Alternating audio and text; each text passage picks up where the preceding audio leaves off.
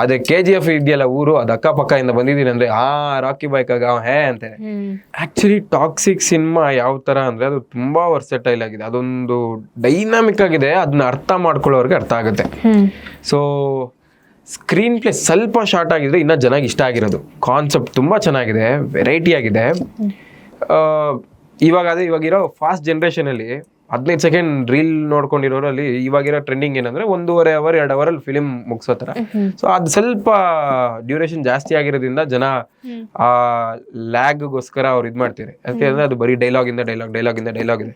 But ಅದರಿಂದ ತಗೊಳ್ಳೋ points ತುಂಬಾ ಇದೆ. ಇವಾಗ ಎಕ್ಸಾಂಪಲ್, ನನಗ್ ನಾನೇ ವಿಲನ್ ಆದೆ, ಅಲ್ಲಿ ಆಚೆ ಬರಕ್ಕೆ ನನಗ್ ನಾನೇ ವಿಲನ್ ಆದೆ. ಅಲ್ಲಿ ಫಿಲಿಮ್ ಅಲ್ಲಿ ತೋರ್ಸಿರೋದು ಅದೇ. ನಮ್ಮಲ್ಲಿ ಒಂದು 2 ಸೈಡ್ಸ್ ಇರುತ್ತೆ ಅಥವಾ ವೆರೈಟಿ ಸೈಡ್ಸ್ ಇರುತ್ತೆ. ಸೊ ಆ ಸೈಡ್ಸ್ ನಾವು ಓವರ್ಕಮ್ ಮಾಡ್ಕೊಂಡು ಲೈಫಲ್ಲಿ ಕರೆಕ್ಟ್ ಡಿಸಿಷನ್ಸ್ ತಗೊಬೇಕು ಅಂತ. ಸೊ ಆ ಪರ್ಸ್ಪೆಕ್ಟಿವ್ ನಂಗೆ ತುಂಬಾ ರಿಲೇಟ್ ಆಯ್ತು. ನಾನು ಈ ಎಕ್ಸಾಂಪಲ್ ಈ ಬಿಗ್ ಬಾಸ್ ಇಂದ ನಾನು ಆಚೆ ಬಂದು ಏನಾಗ್ತಾ ಇದೆಯೋ ಸಿಚುವೇಶನ್, ಅವರು ಅದೇ ಸಿಚುವೇಶನ್ ಅಲ್ಲಿ ತೋರಿಸಿದ್ದಾರೆ. ಅಂದ್ರೆ ರಿಯಲ್ ಲೈಫ್ ಎಕ್ಸ್ಪೀರಿಯನ್ಸಸ್ ತುಂಬಾ ಇದು ಮಾಡಿದ್ದಾರೆ. ಮತ್ತೆ ನಮ್ಮವ್ರು ಬಿಟ್ಟು ಬೇರೆ ಕಡೆ ಇಂಟ್ರೆಸ್ಟ್ ಹೋದಾಗ, ಡೈವರ್ಷನ್ ಆದಾಗ ಏನೇನಾಗತ್ತೆ. ಸೊ ಒಂದು ಕಮಿಟ್ಮೆಂಟ್ ಇರುತ್ತೆ, ಮದುವೆ ಅನ್ನೋ ಕಮಿಟ್ಮೆಂಟ್ ಇರುತ್ತೆ, ಬಟ್ ಅದಾದ್ಮೇಲೆ ಬೇರೆ ತರ ಇರುತ್ತೆ ಲೈಫು. ಸೊ ಅದ ಕಡೆಯಿಂದ ಏನೇನು ಡ್ರಾಮಾಗಳು ಕ್ರಿಯೇಟ್ ಆಗ್ಬೋದು ಅನ್ನೋ ಒಂದು ಮೆಸೇಜ್ ಇದೆ. ಅದೇ ತರ ಒಂದು ಮಾತು ನಂಗೆ ತುಂಬಾ ರಿಲೇಟ್ ಆಗುತ್ತೆ. ಸೊ ಮಾತಿಂದ ಆಡೋ ಗಾಯ ಎಲ್ಲಾರ್ಗೂ ಅಷ್ಟೇ ನೋವಾಗತ್ತಂತೆ. ಆ ಒಂದು ಡೈಲಾಗ್ ಇದೆ, ಅವರು ಆ ಡೈಲಾಗ್ ಹೇಳ್ತಾರೆ. ಸೊ ಮಾತಿಂದ ಆಗೋ ಗಾಯ ಎಲ್ಲಾರ್ಗು ಒಂದೇ ಸಮ ಇರುತ್ತೆ ಅಂತ. ಅಂದ್ರೆ ಫಿಸಿಕಲ್ ಆಗಿ ಯಾರಿಗಾದ್ರು ಹೊಡೆದ್ರೆ ಒಬ್ಬೊಬ್ರು ಟಾಲರೆನ್ಸ್ ಕೆಪಾಸಿಟಿ ಮೇಲೆ ಡಿಫರ್ ಆಗುತ್ತೆ. ಬಟ್ ಮಾತಿಂದ ಆಗೋ ಗಾಯ ನನ್ಗೆ ಅದೇ ಅಲ್ವಾ, ಗೆಟ್ ಔಟ್ ಅಂದಿದ್ದು ಅದೇ ಅಲ್ವಾ ಹರ್ಟ್ ಆಗಿದ್ದು ನನಗೆ ಬಿಟ್ಟು ಪಕ್ಕದಲ್ಲಿ ಇನ್ನೊಬ್ರಿಗೆ ಹೇಳಿರೋದು ಅದೇ ಅಷ್ಟೇ ಹರ್ಟ್ ಆಗಿರೋದು. ಸೊ ಮಾತಿನ ಆಡೋ ಅದು ನಾವು ನೋಡ್ಕೊಂಡು ಮಾತಾಡ್ಬೇಕು, ಏನ್ ಮಾತಾಡ್ತಾ ಇದೀವಿ, ಏನ್ ಮಾಡ್ತಾ ಇದೀವಿ ಅನ್ನೋದು. ಸೊ ಅದು ಅದ್ರಲ್ಲಿ ತುಂಬಾ ಚೆನ್ನಾಗಿದೆ. ಅದ್ ಯಾಕೆ ಜನಕ್ಕೆ ಇಷ್ಟ ಆಗ್ತಿಲ್ಲ ಗೊತ್ತಿಲ್ಲ.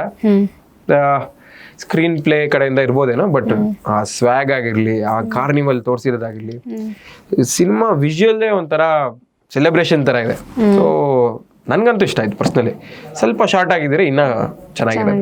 ಟಾಕ್ಸಿಕ್ಗೆ ಯಾವ ತರ ಹೇಟ್ ಮಾಡ್ತಾ ಇದೀರೋ, ಅಗ್ನಿ ಪರೀಕ್ಷೆನೂ ಅದೇ ತರ ಹೇಟ್ ಮಾಡ್ತಿದ್ದಾರೆ. ಸೊ ಅದು ಎರಡು ಕೊಲಾಬ್ರೇಟ್ ಆಗ್ಬಿಟ್ಟಿದೆ ಒಂದೇ ತರ. ನೀವು ಹೇಳೋ ಪ್ರಕಾರ ಅಗ್ನಿ ಪರೀಕ್ಷೆಗೆ ಅದೇ ತರ ಟಾಕ್ಸಿಸಿಟಿ ಬರ್ತಾ ಇದೆ, ಟಾಕ್ಸಿಕ್ಗೂ ಅದೇ ತರ ಟಾಕ್ಸಿಸಿಟಿ ಬರ್ತಾ ಇದೆ. ಟಾಕ್ಸಿಕ್ಗೂ ಜನ ನಾನು ನೋಡ್ತಾ ಇದ್ದೀನಿ ರೀಲ್ಸ್ ಅಲ್ಲಿ ತುಂಬಾ ಜನ ಟಾರ್ಚರ್, ಟಾಕ್ಸಿಕ್ ಅಲ್ಲ ಇದು ಟಾರ್ಚರ್ ಅಂತ, ಅಗ್ನಿ ಪರೀಕ್ಷೆಲು ಟಾಕ್ಸಿಕ್ ಅಲ್ಲ ಟಾರ್ಚರ್ ಅಂತ ಹೇಳ್ತಿದ್ದಾರೆ. ಸೊ ಅದು ರಿಲೇಟ್ ಆಗ್ಬಿಟ್ಟಿದೆ ಜನಕ್ಕೆ, ಒಂದೇ ತರ ಆಗ್ತಾ ಇದೆ. ಬಟ್ ಟಾಕ್ಸಿಕ್ ಸಿನಿಮಾ ಬೆಳಿಬೇಕು ಅಂತಾನೆ ನಮಗೂ ಆಸೆ ಇರೋದು. ಯಾಕಂದ್ರೆ ಕನ್ನಡ ಇಂಡಸ್ಟ್ರಿ ಅದು ಬೇರೆ ಲೆವೆಲ್ಗೆ ಎತ್ಕೊಂಡು ಹೋಗಿದ್ರೆ ಆಲ್ರೆಡಿ.